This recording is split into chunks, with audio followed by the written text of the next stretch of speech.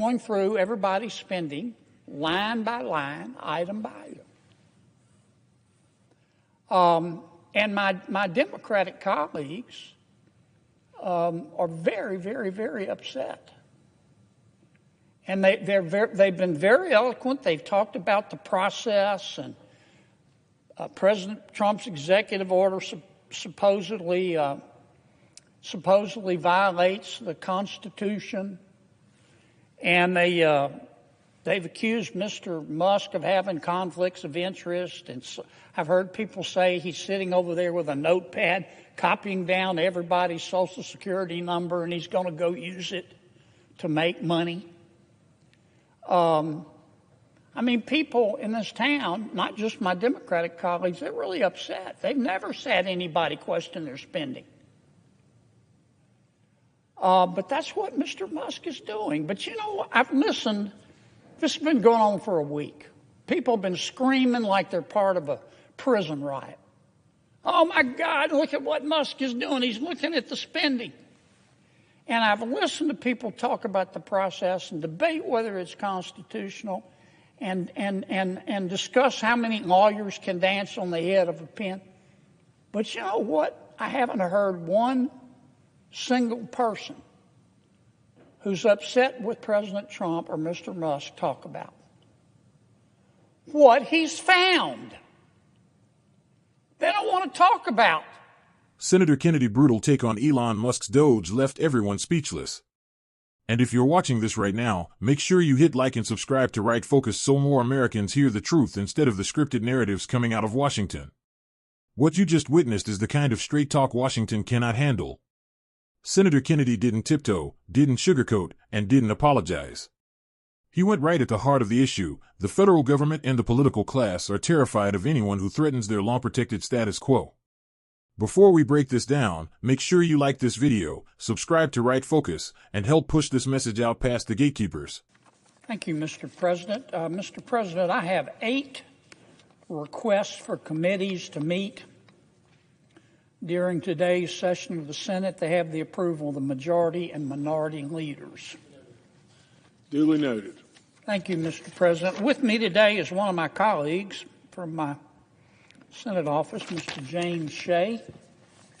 He is one of my right-hand people and does great work, and I'm honored that he could join me today.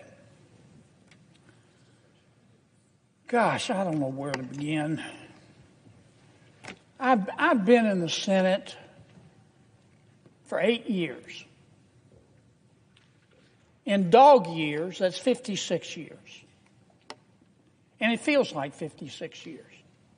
I've learned a lot, met a lot of interesting people. You know, before I got here, everybody told me about the Washington bubble. And I said, you know, how serious could they be? Well, it's true. There is a Washington bubble. This place is different. It's in its own way, sometimes disappointing, sometimes refreshing. It is deeply weird. For one thing, common sense is illegal in Washington. It's illegal. For another thing, I've discovered that this is a town of very frustrated ex-class presidents. And there's a Washington way of doing things. And when things aren't done that way, when somebody challenges the status quo, many, not all, but many of these frustrated ex-class presidents in Washington, on the Hill and otherwise, they get excited, not in a good way. They can't get their mind around doing anything other than the Washington way.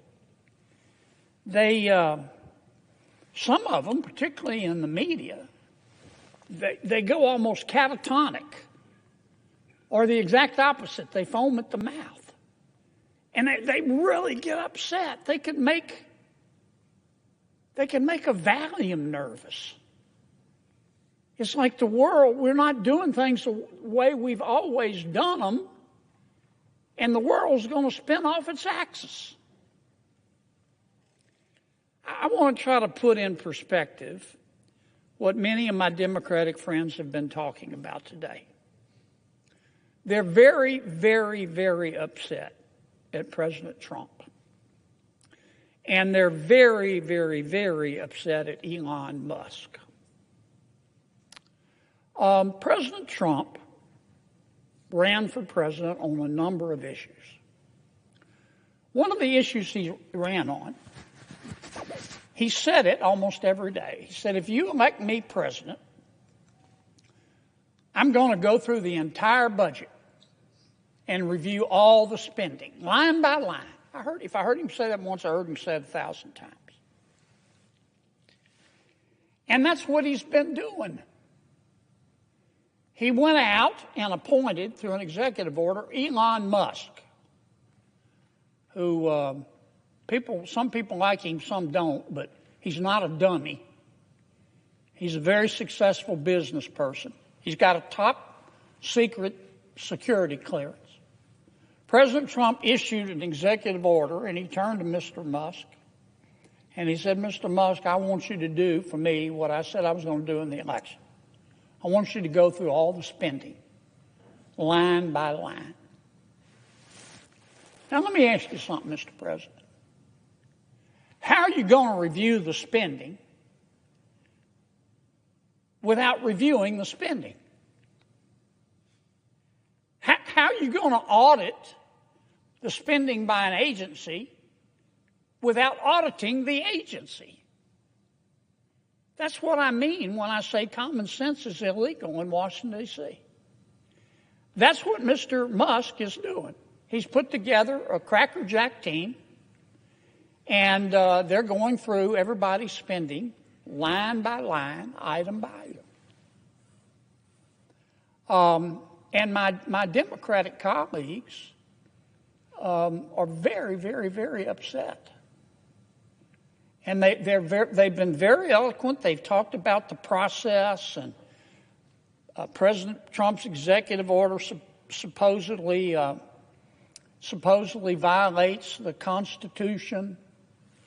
And they've accused Mr. Musk of having conflicts of interest. And I've heard people say he's sitting over there with a notepad, copying down everybody's Social Security number, and he's going to go use it to make money.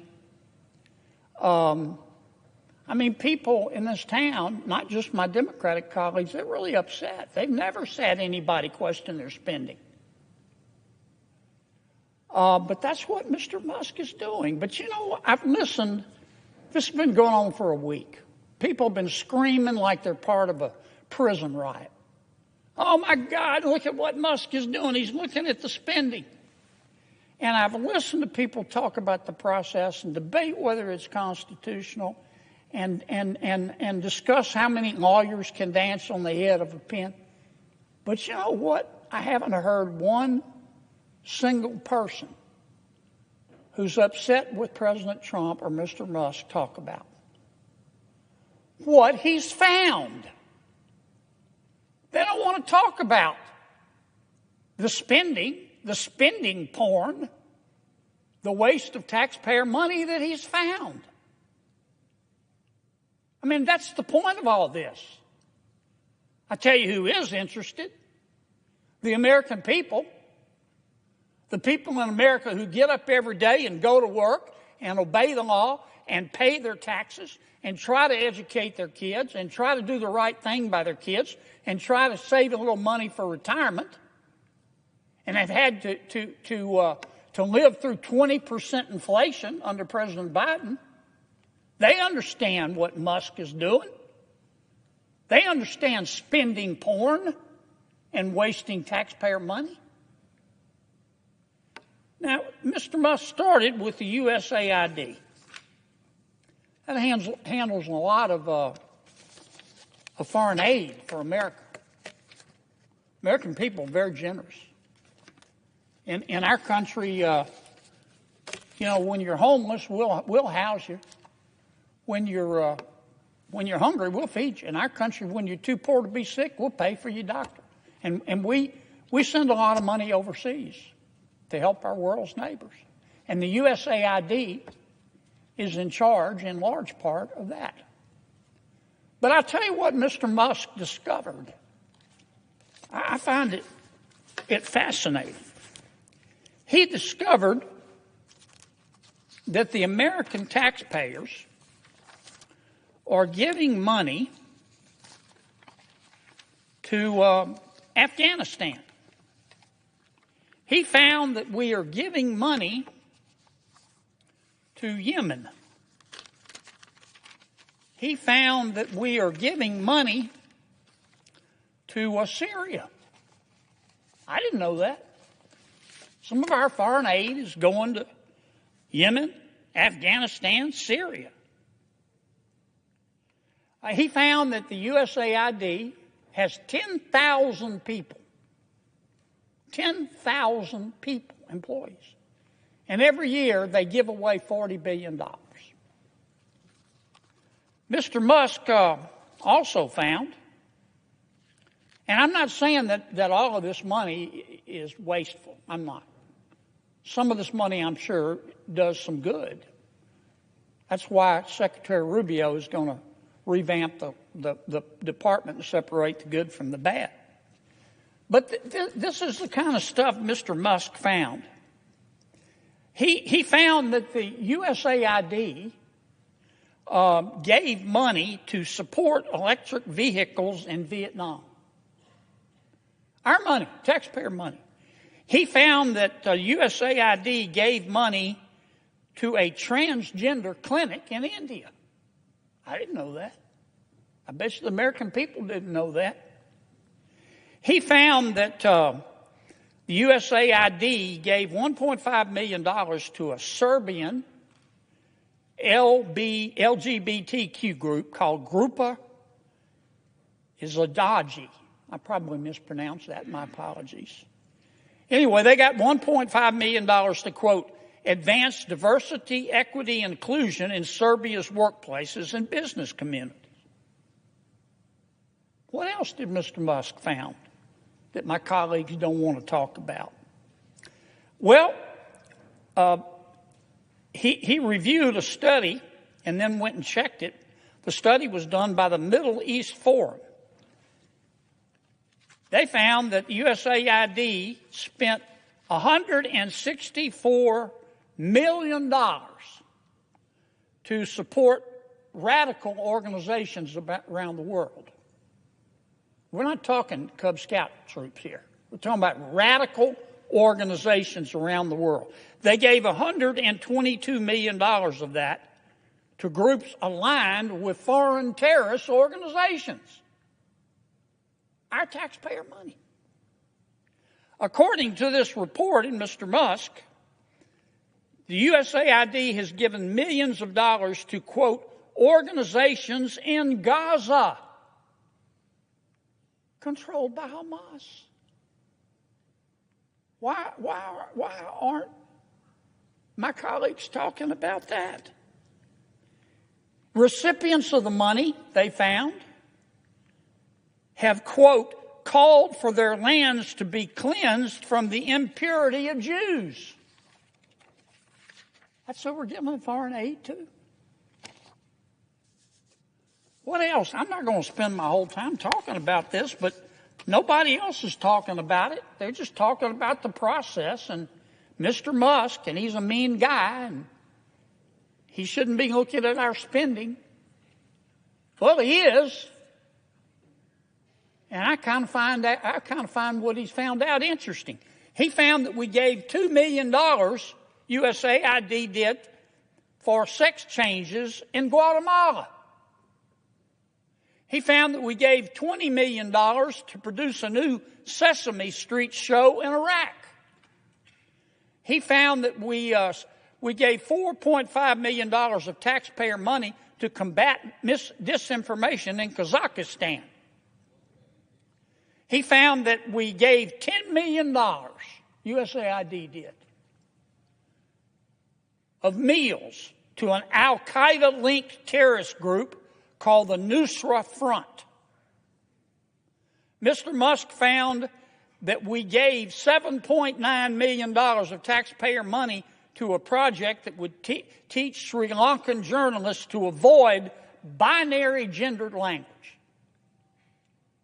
The USAID took $8 million and gave it to a bunch of journalists in Sri Lanka to teach them how to avoid binary gendered language. I don't know what the hell binary gendered language is.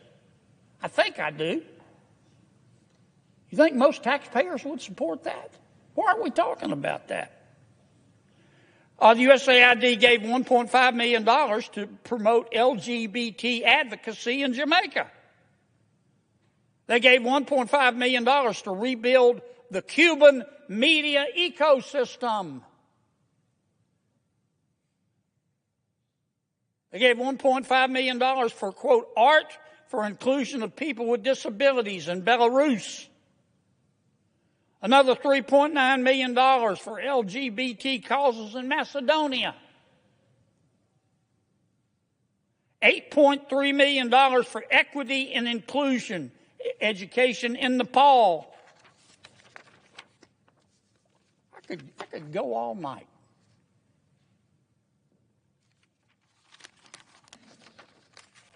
And many of my colleagues are upset. They're really mad at Mr. Musk. Hell, I think we ought to give him a medal. All he's doing is what President Trump said he was going to do. President Trump said he's going to audit the spending. So Trump goes and hires Musk, again with a top secret security clearance. Nobody can quibble with his intelligence. You know, the guy's as smart as Einstein's cousin. He's a very successful businessman. Some say he's the richest guy in the world. And he's doing the auditing. And man, he's finding a lot of stuff. I call it spending porn. Now, I'm not saying everything that USAID does is wasted. But I'm saying a lot of it is. A hell of a lot of it is. And we ought to be on the floor of this United States Senate thanking Mr. Musk. And we ought to be asking him to go through every agency and look at everybody's budget. Everybody's budget. That's what the American people want. They don't want to talk about process. They don't want to continue with the Washington way. They want to save some money. Now, let me tell you what's really going on here, too, Mr. President. For 4 years under President Biden, and for 8 years under President Obama, and I respect both of them. I don't hate anybody. I don't. When I say my prayers at night, one of the things I ask God, God, don't let me hate, because it's hard in Washington. Don't let me hate. I have all the respect in the world for President Biden and President Obama. Tough job. But between them, they spent 12 years in Washington. And presidents set the tone. They control the questions that are asked. And here's the question that President Obama and President Biden asked for 8 years. For 12 years. I heard it every single day. Who needs to pay more in taxes? Is it you? Is it you? Who needs to pay more in taxes? We need more money. Who needs to pony up more? That was the issue. But that's not the issue today. We have a new president. You know what the issue is today? What the hell happened to all the money? What the hell happened to all the money? And that's what Mr. Musk is finding out. That's all this is about. And I'm just shocked that my colleagues have decided that this is a hill they're going to die on. How can you look the American people in the eye and support this kind of waste? Support this kind of spending porn?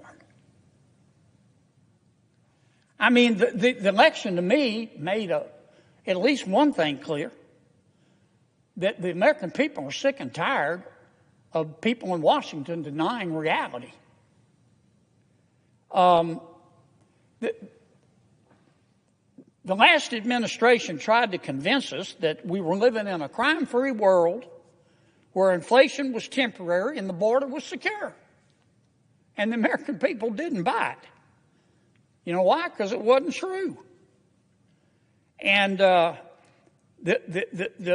administration, our last administration, tried to argue that Bidenomics was making our lives better. But the American people knew differently. They understood Bidenomics to mean I get to spend more to live worse. And they voted. Now, I mean, the American people were poorer under the last administration, but they didn't become stupid. They could see that the government was creating a problem, not trying to fix it. And they noticed the national debt, too. Put up that first chart for me. You know what our national debt is, Mr. President? $36 trillion. Not million, not billion. $36 trillion. It takes my breath away. Highest it's ever been, over 100% of our gross domestic product. Our debt's growing faster than our economy. And we toss around these numbers, $1 trillion, $1 billion, $1 million, $1 squillion, like it's nothing. I want to try to put this in context. If I started counting right now, and I counted one numeral, if you will, per second. 1, 2, 3, 4, 5, 6, 7. And I kept counting all day and all night. I didn't sleep. I counted between bites of oatmeal at breakfast. I just counted continually. One numeral per second. It would take me 32 years to count to 1 billion. 32 years to count to 1 billion. It would be 2057. I'd be dead as Woodrow Wilson. I wouldn't live that long. And that's just $1 billion. Our debt's $36 trillion. You know how long it would take me to count to $1 trillion? 31,000 years, if I counted one numeral per second. About as old as Chuck Grassley. 31,000 years. It would take me 1 million years to count to 36 trillion. Those are the kind of numbers we're talking about. And the American people understand it. Since 2019, America's population has grown 2%. We're not having babies. 2%. And that's after massive immigration. You know how much our budget has grown? 55%. 55%. Yeah, we've had inflation. But we hadn't had 55% worth of inflation. That's how we got to this $36 trillion in debt. Put up the next chart for me. Now, some of this money we had to spend during the pandemic. And it was a bipartisan effort during the pandemic. Republicans voted for it, and Democrats voted for it because we had no choice. I was there. I saw it from the inside. We came this close to losing the American economy. And you know who helped a lot, doesn't get enough credit? Jay Powell at the Federal Reserve. I watched it. The whole world wanted to go into a cave and retreat. Back in the Great Recession, I remember all the other countries in the world who looked to us. They may hate us, but they know we're the greatest country in all of human history. They looked to America. And you know what? Back in the Great Recession, all the other countries wanted they wanted treasuries, treasury notes, treasury bonds. Not this time. They were so scared they didn't want treasuries. They wanted dollars. cash dollars. So Jay Powell, thank the Lord, he goes over to the Federal Reserve. He opens what's called a currency swap line, and he told every country, you want dollars? I'll trade your dollars for your currency. And everything calmed down. He doesn't get any credit for that. But it was a gutsy thing to do. But on top of that, to save the American economy, that wasn't helping the American economy. We had to keep the economy going. We spent a lot of money. But then COVID ended. And what we should have done was go back to pre-COVID spending. But we didn't do that.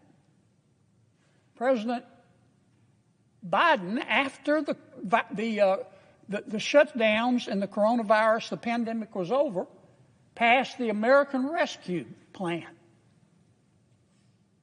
COVID was over. He spent $1.9 trillion. Never let a good crisis go to waste. I didn't vote for it. Then he came back and passed what he called an infrastructure bill. It was really just the Green New Deal. I know what's in that bill.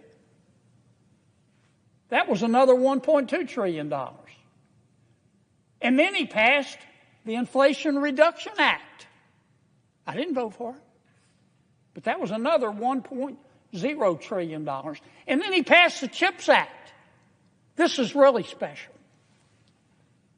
He said, big tech, the semiconductor companies need our money. They need taxpayer money. They're not making enough money. And he gave them money. He didn't give hardware stores money. President Biden didn't give the healthcare industry money. He said, I want to help big tech. And boy, they sucked it up like a Hoover Deluxe. We spent $280 billion subsidizing big tech. And you add it all up, and that's $4.3, almost $4.5 trillion. And that's how we got $36 trillion in debt. And that's why Donald Trump said, I'm going to look at every single line item of spending. And that's why he gave the job to Elon Musk. And that's why Musk is auditing these accounts. But nobody wants to talk about what he's finding. Nobody wants to talk about the spending porn. Except the American people. They get it, Mr. President. They get it. And I hope Mr. Musk continues. My colleague and friend, we had a little discussion in banking today. Senator Warner makes a good point. He wants Mr. Musk to come over and talk to Congress about how he's doing this. I'm all for that. I am all for that. I would love to have him come over and walk us through what he's doing and how he's discovering all this spending porn. We need all the help we can get on reducing our spending because we can't continue at this pace. I just wanted to spend a few minutes putting all this in perspective, Mr. President. The world's not going to spin off its axis, folks. Every business that I know of goes through an audit. Now we're being audited, but we're being audited by not by the usual auditors, but we're being audited by a person appointed by the President of the United States. And I'm betting you when he's through, and he's going to go to all these agencies. He's starting on the Department of Education next. I think he'll end up finding that some of our money is being well spent. But he's also going to find that some of our money is being stolen, and it's being wasted. And that's an insult to every taxpayer in this country. So I'm going to end like I began. We ought to be giving Mr. Musk a medal. We ought to be thanking him. Maybe nobody else wants to hear about the spending porn, but I can't wait to read the book. I hope he finds all of it and compiles it.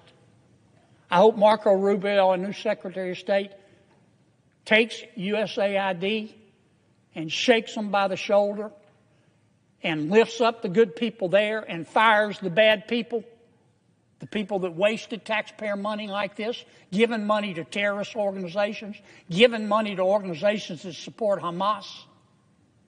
Hope he gets rid of every single one of them. And I think if we listen to Mr. Musk, we can save a lot of money. And I hope he does come over and explain what he's doing. I want to talk about one other subject real quickly. I've talked about it before. I'm not going to repeat it.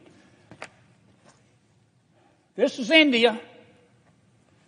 This is China, which wants to run the whole world. China's already trying to take over the shipping lanes in the South China Sea.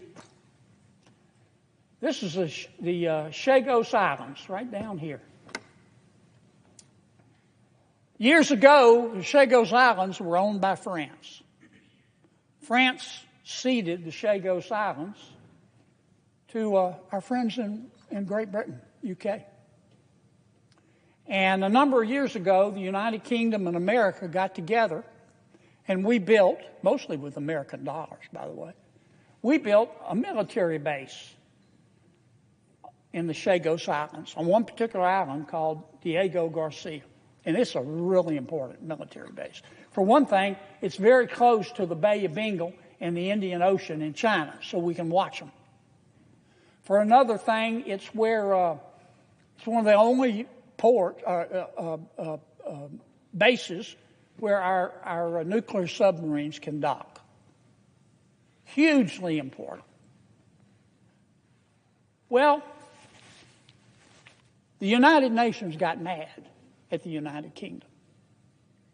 They said, Great Britain, you're bad people. You used to be colonialists. You acquired other countries, sometimes freely, sometimes by force. Every country I know of in the world of any strength has done that. Doesn't mean we ought to be proud of it, but it's part of our history. But the United Nations said, shame on you, UK. Shame on you. Bad, bad, bad, bad. You have to give back the Chagos Islands and the military base there. And the UN doesn't have any jurisdiction over the United Kingdom. But the UN said, not only do you have to give it back, but you don't give it back to the people of the Chagos Islands. You give it back to another group of islands way down here called Mauritius. Mauritius used to own the Chagos Islands when France ceded them to Great Britain. They were run by Mauritius. But the people of the two island groups, archipelagos, the people don't have any affinity. Now, what's Mauritius say? Of course we'll take it. But they want to start charging the United States and the UK £9 billion for a 99-year lease. So we can lease our own military base. All because the Prime Minister of the United Kingdom feels guilty because somebody, some tofu-eating wokarati at the United Nations says they're bad people, bad colonialists. Well, and the Prime Minister of the United Kingdom, he's going along with it, but he says, I'm negotiating with Mauritius. And the people of the leader of Mauritius just issued a press release, said, yeah, he's negotiating. He's increased the price. And he's shortened the leash. Now, you know who's loving all of this? China. Because China has a close relationship with Mauritius. And you know what? It's going to get a lot closer. This is insane. This is cell deep stupid. This is bone deep down to the marrow stupid. Because the United Nations wants the United Kingdom to feel guilty, they want to give our military base and their military base to Mauritius. Now, the Prime Minister of the United Kingdom can stop this. And Marco Rubio, our new Secretary of State, is against it. And I haven't talked to him directly, but I think President Trump is against it. The United Kingdom is our friend. I went to school there for a while. I love them. And I want to see the Prime Minister do well. But he needs to put down the bomb. He needs to put down the bomb. This makes absolutely no sense. And it's going to be a big part of his legacy if he gives away this island and our military base to, in effect, what will eventually be China. So I would say to the Prime Minister tonight, I don't mean any disrespect. I want to say this respectfully. I shouldn't have said the bong part. I take it back. Please, Mr. Prime Minister, don't do this. Don't do this. We'll stand with you in telling the United Nations who's upset with you to go fill out a hurt feelings report, because we're not doing it. We'll stand with you. Please say no. Don't give our military base away. It's going to really hurt the relationship between the United States of America and the United Kingdom. I know Donald Trump pretty well. I know Marco Rubio pretty well. They'll forgive, but they'll never, ever forget. Don't do it, Mr. Prime Minister. I've taken too much time. I'm sorry.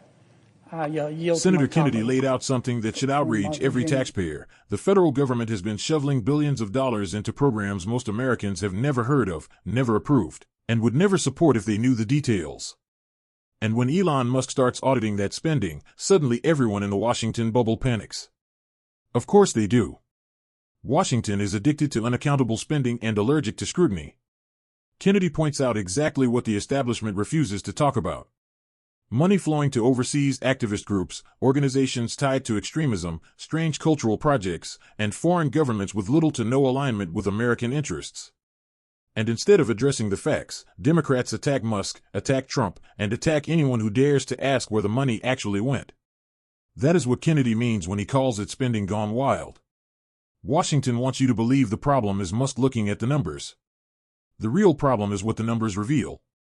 This is why his speech hit so hard. It wasn't polished talk. It was the raw truth. And as a patriot, I'll say what the media refuses to: Americans deserve accountability. They deserve to know where their money goes. And they deserve leaders who are willing to challenge the bureaucracy, not bow down to it. Senator Kennedy called out not only the waste but the hypocrisy. For years, we've been told the solution to every problem is higher taxes. Now, when someone finally asks the obvious question, what happened to the trillions we already spent, the entire political class melts down. This reaction from the left shows exactly why the American people's trust in government is collapsing. They don't want transparency. They don't want auditing. They don't want sunlight.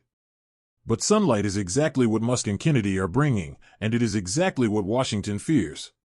If you want accountability, if you want transparency, if you want the truth without filters, then keep watching Right Focus. Like this video, subscribe to the channel, and share this message. The only way to beat the establishment narrative is by supporting voices that refuse to back down.